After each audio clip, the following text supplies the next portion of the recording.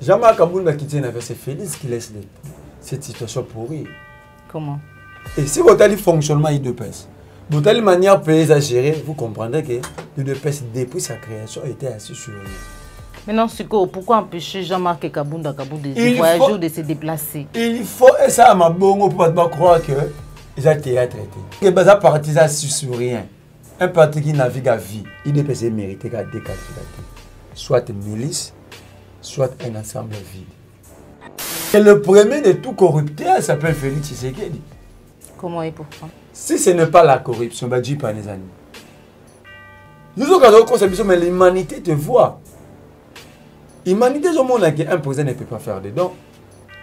Et lorsqu'il y a l'affairisme au sommet de l'État, dans la chose publique, ça veut dire qu'il y a détournement, il y a corruption.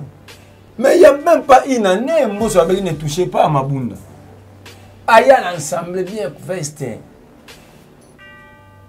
Affiche Sénégal, touchez pas au bureau Mabounda, touchez pas à Mabounda.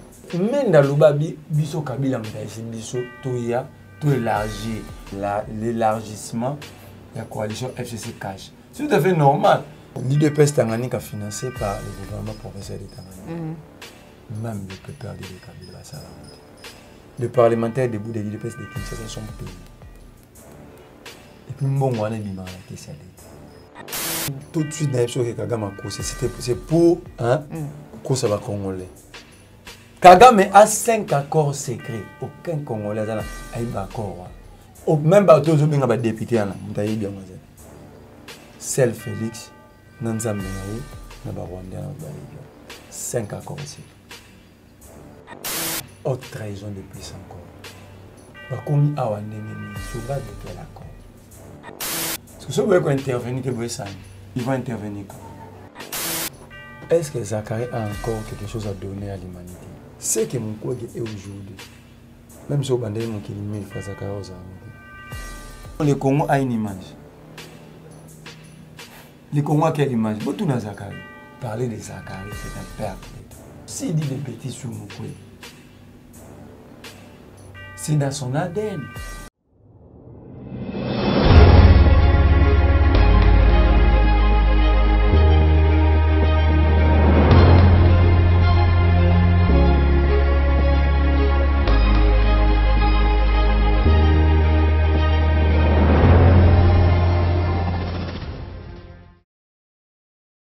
Mbote na bandeko balandi, plus clair télévision, la chaîne des vérités. Mbote bandeko balandi, émission vérité de tous côtés. Vous allez belé ba ebozui libaku ya kokoti sa maman Joël Kombi na banda kuna bino mukolo mwalelo. Na numéro ya sika ya émission vérité de tous côtés. Oto yambi pona bino mwana mboka Merlin vuvu. Vous allez ko sepela na etumba na ye pona mami matali mboka na biso République démocratique du Congo. Tina na yango ngai maman Joël Kombi na sepeli mukolo mwalelo ko bengisa ye na plateau.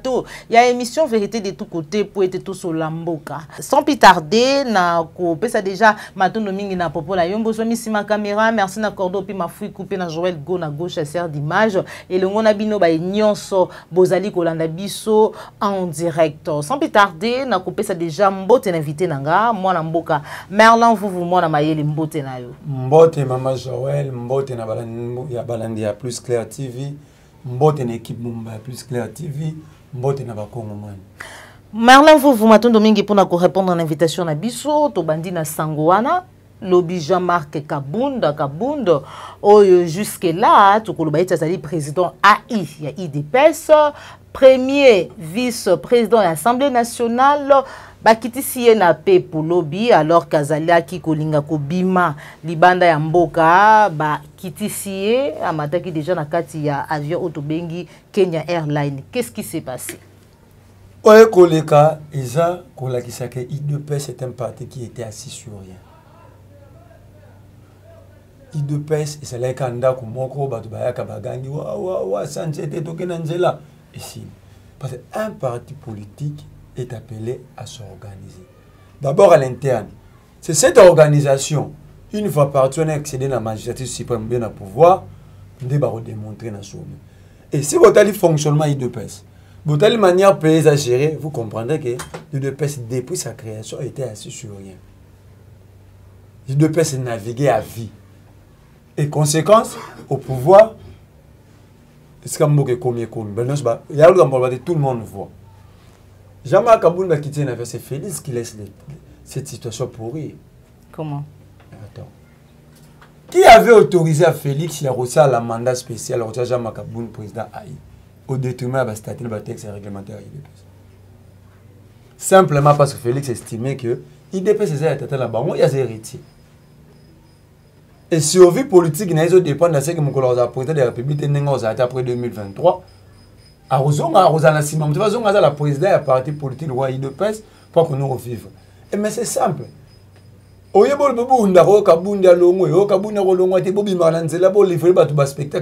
parti politique au pouvoir peut livrer.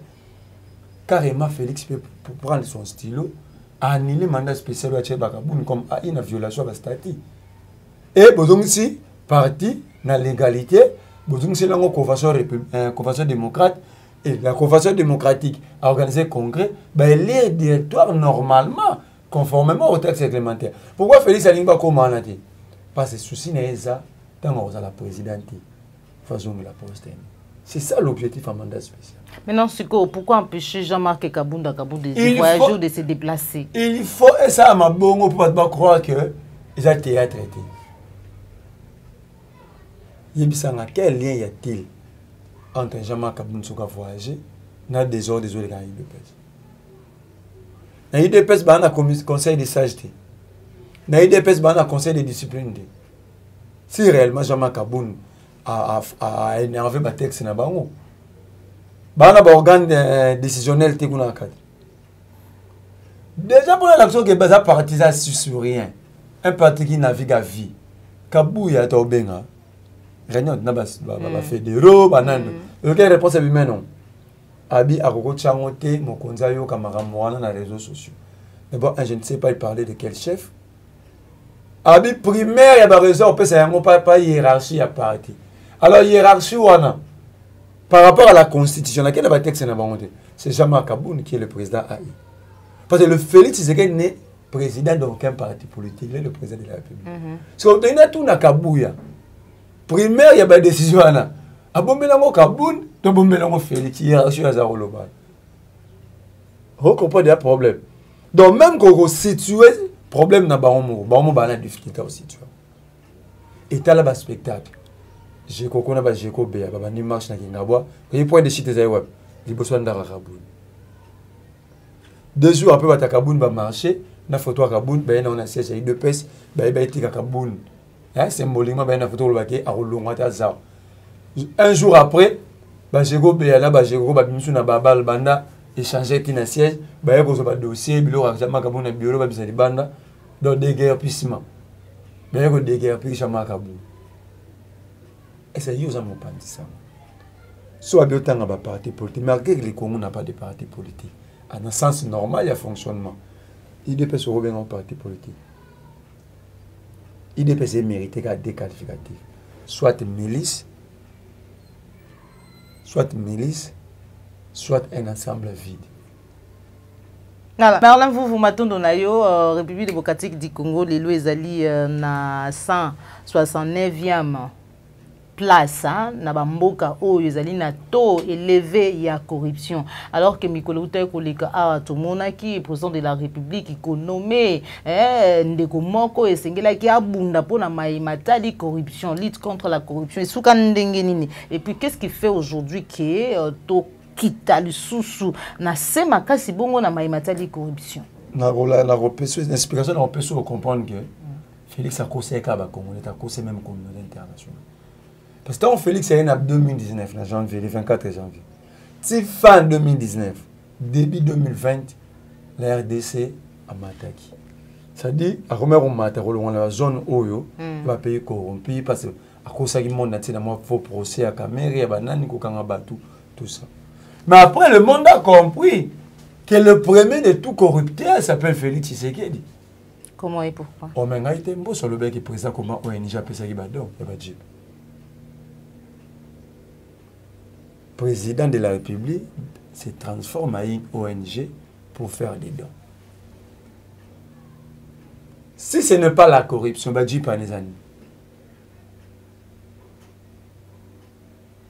Nous avons vu des députés changer de camp politique et les députés dire eux-mêmes que bapesaki bango 15 000 $. Oyoka ndeko safu ndeko molien papa ne malé babani biso ko sala dans les villes bapesaki biso mongo ba promettre biso ba jeep. Et après quelques mois nous avons vu la promesse se concrétiser. Nous avons mais l'humanité te voit. L'humanité au monde qu'un président ne peut pas faire des dons. Félix Tshisekedi, au monde il débat autour les gars entre Gilles Alingeti et le premier président et la Cour des comptes. Alingeti a eu des dépassements budgétaires, ils ont une mauvaise gestion, ils ont fait des détournements. Le premier juge, parce que Cour des comptes, ils ont parqué. Ils ont parqué, mais ça la rame il y a finance publique. Abiboui n'a droit de dépassement budgétaire, ils ont mauvaise gestion et puis la corruption, la détournement. Mais si on a bon, parce que mon homme de droit, chaque année, chaque mois, le président c'est un champion de il y a dépassement. Donc il y a un problème. Budget 2022, on va tout voter. 67% budget n'est un budget pour nos institutions. C'est ça la corruption. Mami Koleka Kabunda, le bac Sengela qui va réduire les temps de vie à l'institution. Premier discours sur l'état de la nation à Félix Alobayango, c'est ça. Personne n'est venu là pour sortir pauvre. Ils ont dit Kabunda Lobby. Kabunda peut nous dire, dans 3 ans, Villa, on a tourné en Mboni. S'il est sincère avec lui-même. Kabunda a dit encore, nga na ina pouvoir te pour ça affairiste pété. Je suis pas un affairiste. C'est qu'il y a des affairistes quelque part. Et lorsqu'il y a l'affairisme au sommet de l'État, dans la chose publique, ça veut dire qu'il y a détournement, il y a corruption. Tant qu'on président de la République, dans le document, que la présidence commence à octroyer des marchés, de gré à gré, à 58 millions de $, à autant. Dans le pays, le Congo a érigé comme mode de gestion, mode de gérer la corruption. Mais la corruption au Congo n'est pas seulement dans les institutions aussi, à tous les niveaux. Au monde, on a régi les oeils. Ils ont la régie des eaux pour régir les eaux fonctionner. Pas au fond, la c'est belé, à produire et belé. Il y a 1 million de francs. Dans les oeils, au préfet, au PC 10 000 francs pour qu'à tout maïté. Ce n'est pas ça la corruption. Mais les lots, déjà, un beau soukou d'un point, président de l'Assemblée nationale, lobby était, azali déjà na chaise, moko, injectable, ou bakolinga déjà pourquoi il s'aille, pourquoi parce que azali cité na maïmatali corruption na kati à l'Assemblée nationale et puis député babi était bako sentir penza mokambi Assemblée nationale azali vraiment na hauteur tout na niveau ya bokambi institution anati. D'abord député on ba lobby. Et ce sont des députés. Député. Un député se bat d'abord pour sa base électorale, comme un problème n'a pas on forme la loi, pour contrôler la gestion publique, entreprise, gouvernement. Il y a un d'investigation. Pour faire une production parlementaire en termes d'Assemblée nationale, dans la législative. Babenga qui bat ça. Mambaram, baby qui mouibi. Député moi fongola monora ko sa kibasa. Toka ke Eliezer Tambo Mikolo tu koleka a lobby était ministre premier ministre ndé sengeli akoya parce que malgré maignon sur les kanaki il avait la possibilité ya kokoya sa taxe wana masala ki yango te session en mars au bota muso. Combien d'années on ngai. Oza mo pandisa mo monene. Soki to koloba mama mboka kotanga ba legimite. Mon bateau ba mikombisi ndunda na wenza mola na wenza lufungula quand ils prennent parole dans la chose publique donc il y a un intérêt caché dans le loba yango pour ça malukonda benga pesimbo mais bien sûr lui il est député le ministre concerné était devant lui ya ba loba kango ba député ensemble pour ceux qui les changements de la République. Je parle du député qui est Yotangi Kombo. Tant qu'on a parole, na tribune. Dans à côté là, à côté là qui bat sur le podium. La tribune on est ensemble. Dans le lobby il faut pas beaucoup attaquer le ministre, il faut le respecter. Comme pour celle que ça soit le bon PC mongo, ba PCT. Dans les frustrations coopératives. Donc mamba loba rien à voir na mambaram. Consciemment tant le qui bosimba qui basate. Il s'attendait à quoi? Pendant que ses propres électeurs sont escroqués. Moutongo donc ngala fandi base nanga yango. Maman je vais les escroquer base nanga. Parce que yeli boso nanga si réellement na défenseur porte parole la base joie. Na rozela yo kelisima okesima na ngomba faut corridor à longwa pour corridor pena akoka ko sanctionner je vais les compéter na plus clair. Intellectuellement. Ça quelle explication. Donc mon bâti par na babulato ba lo bablora do biso to ba zoba. D'ailleurs que na rosa bêtise l'option na le bio ba beti la mambo. Non. Comment ça n'attend. Ça veut dire bango tout wana na otangi. Contribue na corruption. Par exemple les calculs au salaire les calculs va corrompre ba PC là. Na zongi na question na mam na zalo. Nos roulages sont corrompus à ciel ouvert. Mbota les cas.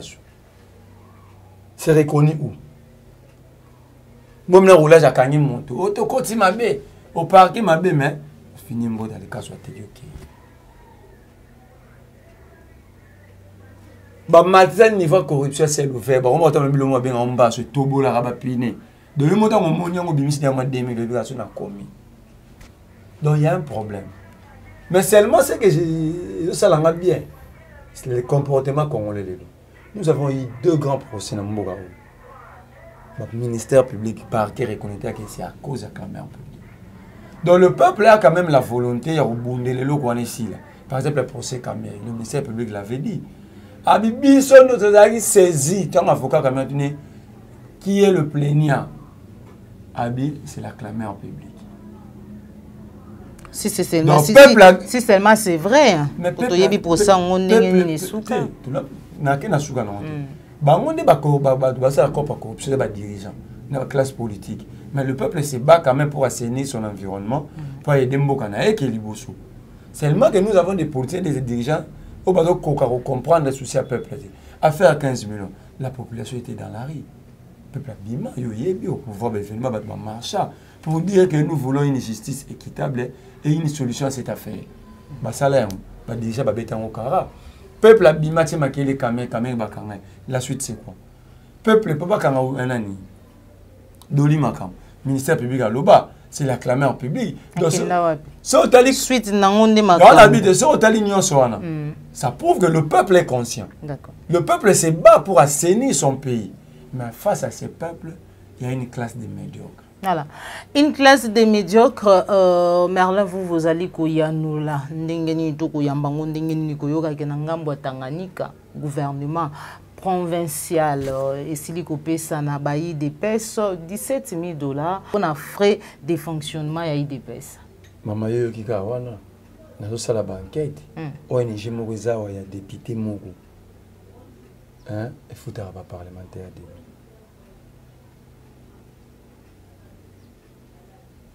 chaque fin du mois. Ceux qui travaillent les anciens. Parlementaire debout, on a IDPS. Il y a IDPS dans le jour. Chaque fin du mois. Chaque fin du mois, ces parlementaires debout sont payés. Ça, c'est une certitude. Hein?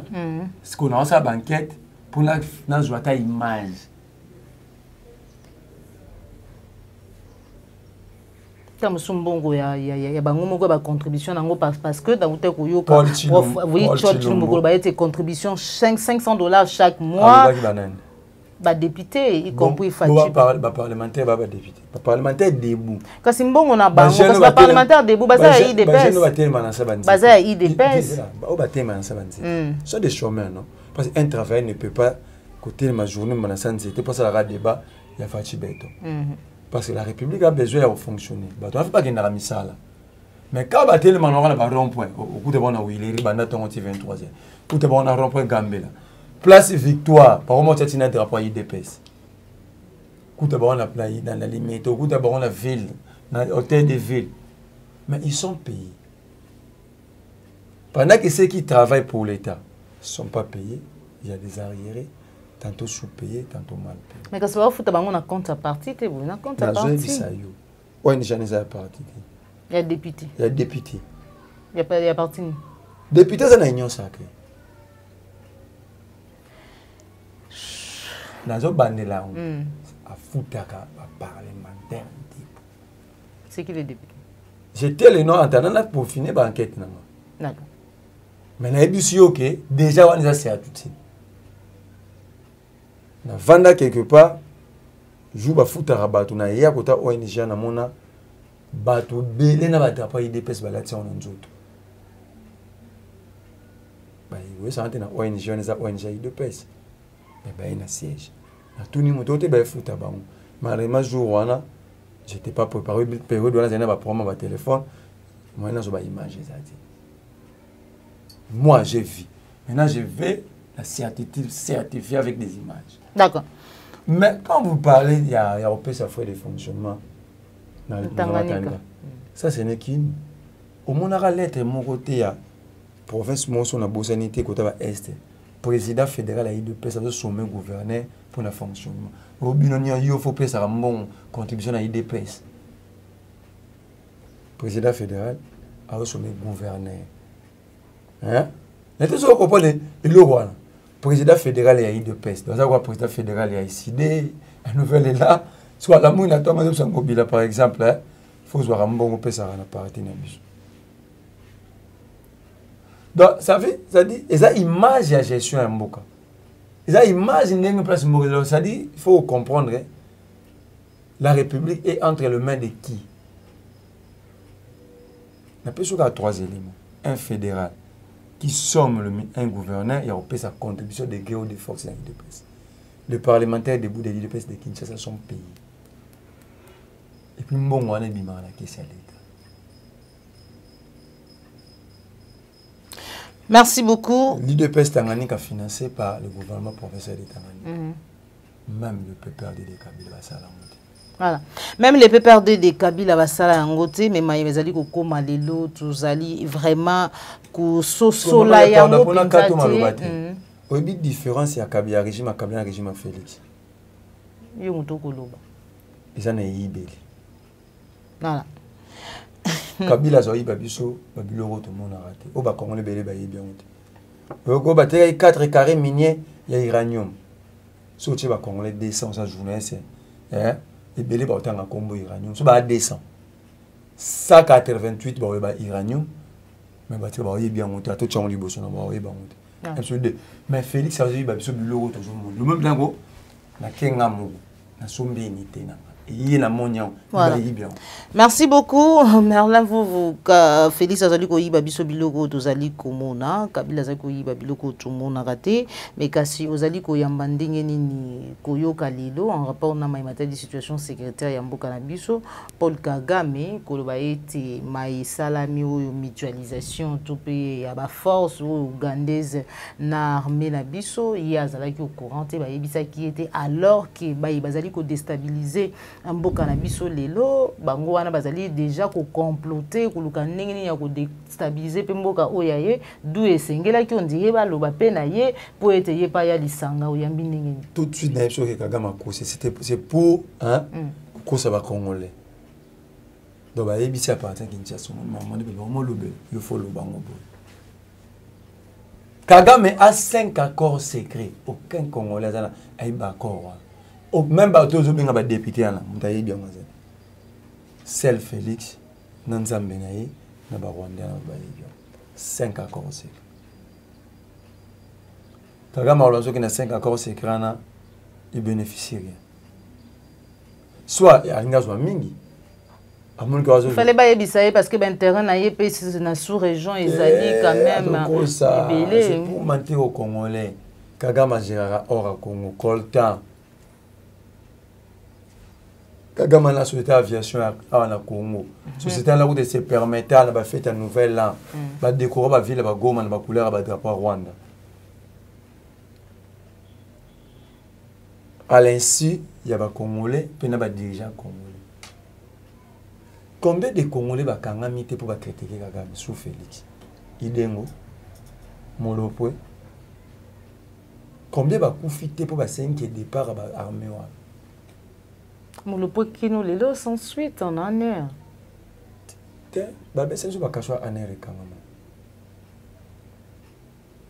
Bah ben c'est juste bakounuka donc soit Félix na comme président et soit bakashwa ndio fonctionner. Pour ben soit comme président le bosso sala au kanga bakashwa clandestin. Dans le premier acte il n'y a bakashwa na mbama quoi. Mais si ça fonctionne, donc moi je comprends que Félix, je donne raison à ceux qui disent que nous sommes dans la transition sans Kabila, Félix n'est pas encore le président. Mais si réellement elle est déjà président, ça dit vacation en Afrique. Mais quand je vois Ngaza en prison, on a battu dans bon année. Ton la moni molo pas que année. Ton la moni maman Tatiana qui est année. Cela veut dire que cachot continue à fonctionner. Non, le que Félix a aussi, mais je comprends qu'il n'a comme président. Et c'est là que je donne raison à Kouloutou Nangaï Alain Bolunjo, que Félix est chef de l'État, le président. Sous le plan sécurité, il y a des accords secrets. Dans le bas on vous vend d'abord sur nos banda les argents comme la Tanzanie. Parce que lorsque un président de la République signe des accords secrets, où les organes de contrôle, le rôle du Parlement, il est bien monté. C'est là que j'ai dit qu'il n'existait pas un Parlement au Congo. Parce que s'ils étaient réellement parlementaires, il allait exiger. Attends, tu republier Yango, mais il faut que les députés Yango. Parce qu'il s'agit de la vie et de l'avenir de toute la République. D'une nation. Kagame a le bioté, fait bachai. Azoua contrat pour exploiter ordre. Fallait associer pays n'était Armée rwandaise déjà, bazaro quoi oya. Yindelo ba ebise ba expliquer mabe. Faut ça Kagame ke yo ba benga yo te turo po yo za kano déjà awo. Donc benga yo, ça ça monotonie. Yo ba benga ki moto ya ka zonga. Moni. Pour Uganda pesa ka, mais ba ko ba zonga. Kagame ba benga te po ba zonga te ba koma na bango awo. Non. Bazonga gate ba koma na bango awa Merlin Vuvu. Voilà commentaire ni nous allons kusala tuzali ku comprendre déjà ma pinga ya France ba komi awa susu na Uganda ba opération haute trahison de plus encore. Batouana ba français parce que yo ba bazana ba Uganda. Moi j'ai suivi les images. Une partie ba na Uganda pour ba rejoindre ba dia na Bunia. Ba komi awa ndenge ni sur base de quel accord? Parce qu'il s'agit des accords entre des États. Bango ba rolo ngwate pa na bango ba eka mona ba Soudan na mimduki ba abu bafani. Et puis surtout faut faire attention. Quand on vous envoie des militaires comme ça dit batona bayaka. Ba gens de renseignement ba eko espionner bino. Ba yepe la idée à exploiter. La France est venue prendre sa part.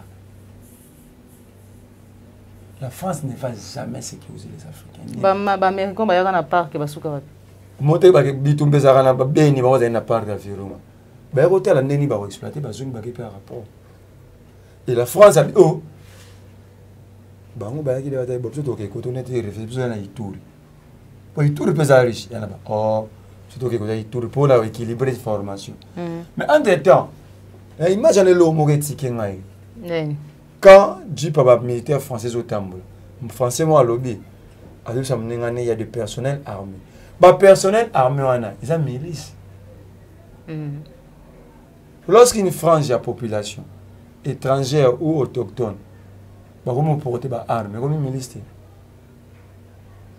Parce que la loi reconnaît que seul armé, une armée loyale, ne va pas aussi mal. Et puis, ça va bien. Conflit entre les Emalais et les Lendou, armée kokité. C'est les Lendou. De la milice na bango ba repousser ba ema. Donc ça dit journaliste na reportage bani arma ki ya FRDC ezana makasité. Donc ceux qui ba miliciens na ba lendu ba raté. Na conflit na bango na ba ema. Mais le côté anya sur ba brillant. Et tu attends le militaire français dans le Bénin habite toi intervenant qui parce que tout ça na mandat na nous intervenir dans la zone noire. Parce que si vous voulez intervenir, vous pouvez ça. Parce que toi, tu as un problème d'insécurité. Donc, Pour à chaque coup, il faut répondre pour aider la population et la République à retrouver paix. Mais ceux qui ont un mandat, il y a rebondati. Ce que je me pose la question, c'est ça.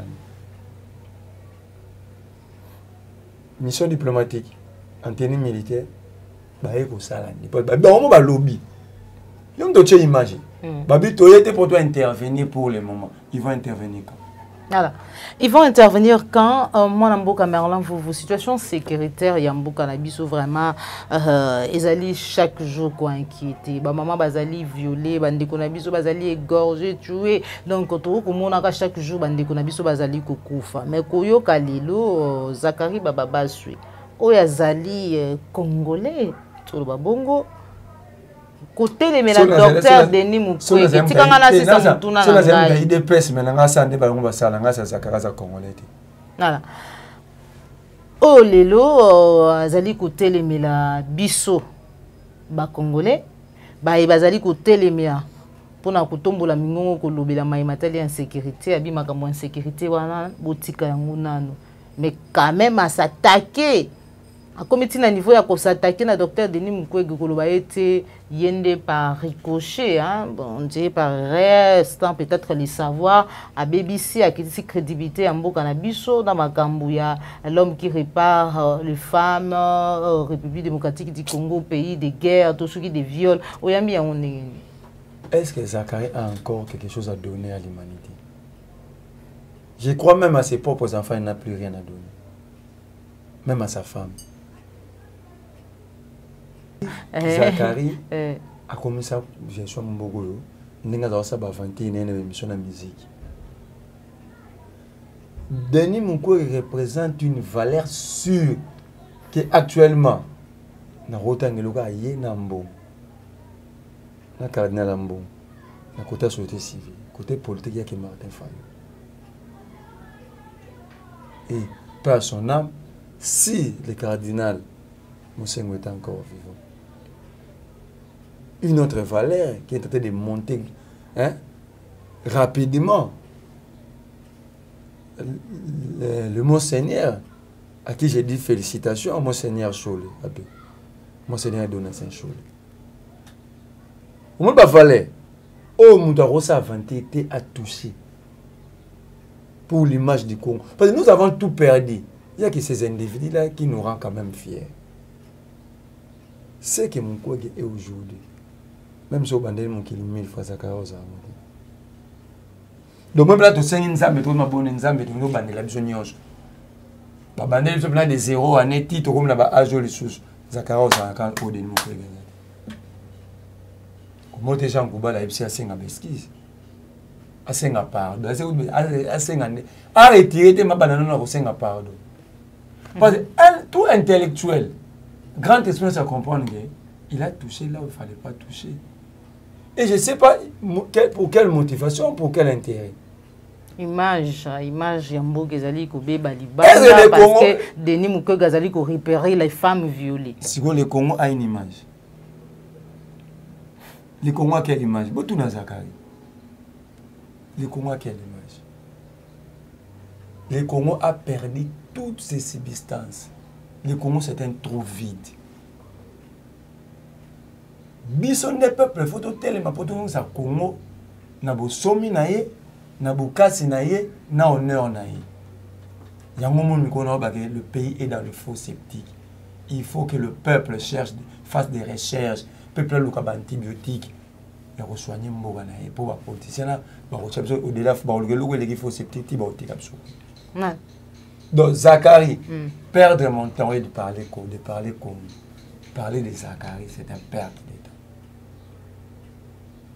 Ah. Zakari a mérité ni côté en Congo ni côté les solo na. D'abord, on a barake à Zakari n'a pas oublié.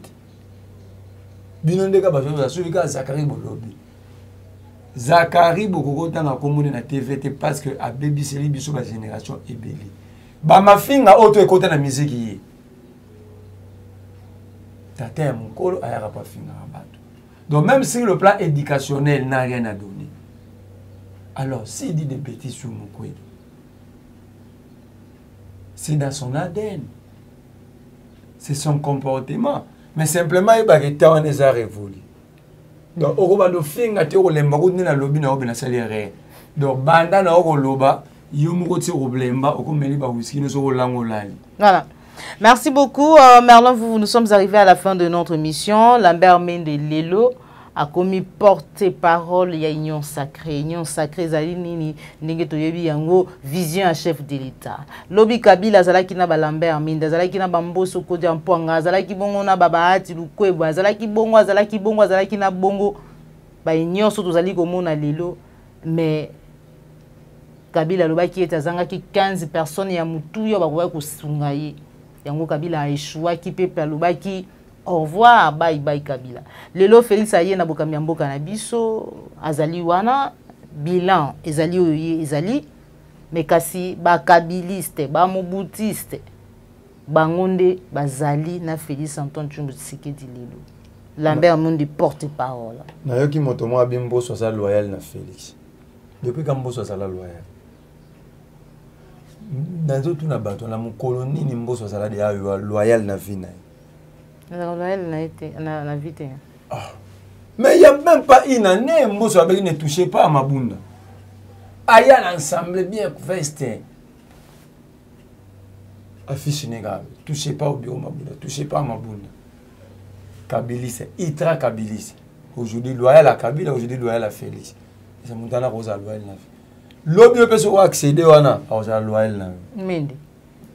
Mende c'est ça bisou. L'Union Sacrée c'est l'élargissement de la coalition FCC Cash. C'est tout à fait normal. Regarde l'architecture de l'institution de la président de l'Assemblée kabiliste, président Sénat kabiliste, premier ministre kabiliste. Tout va aller. Hier, nous tous avec les faits, nous avons cassé, nous avons général cassé. Nous avons Kabila. Et nous avons et même dans le babi, biso Kabila m'taïsi biso toya to élargi. Donc Kabila estimait que FCK j'ai fonctionné ma bé pour ba bemba na baka tout ba zeli banda. Il fallait qu'on fongola ngo hein ba bemba pele baka tumba kota pour ba on peut balia mon dans pas n'importe qui me kota. So soki ba zui poste ma bé ça peut-être cop na ba. C'est au peuple de voir et de sanctionner, de prendre le courage de sanctionner en 2023. Hier, même à Finga, même fait pas de série. Avec une série, même en Gonginanda, on a au Kangati, quoi, Koli, Mababa Kangaka. Et l'infernalité dans la vie peut être définie aussi comme la malédiction. Merci beaucoup. L'infernalité dans la vie, quelque part. Hein?